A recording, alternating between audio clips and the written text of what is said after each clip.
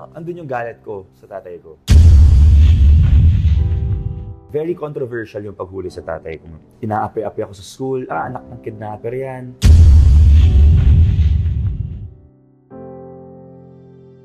Nung during that time, hindi iyak yung nafe-feel ko eh. Rage eh. And I think, dala-dala ko siya for the longest time. Inaapi-api ako sa school, anak ng kidnapper yan. Napapaaway ako dati sa school. Kasi rage yung ano ko eh, yung feelings ko eh. Kasi sabi ko parang unfair eh, hindi pwede yung ginawa nyo eh. Alam nyo yun? Very controversial yung paghuli sa tatay ko. Ang dami nalang kinuha sa bahay namin, na hindi naman dapat nila kinuha. Alam mo yun, everything, but syempre wala kaming magawa. And of course, what the people see, of course, yun nga, yung sa kaso ng dad ko, of course, all they see are the negative. Hindi ko naman sinasabi na, parang mali yan, or hindi ko naman sina-justify. Diba? Ang sa akin lang, sana may tamang paraan, may tamang proseso kung paano nyo hulihin or kung paano nyo dalhin sa kulungan ng isang tao.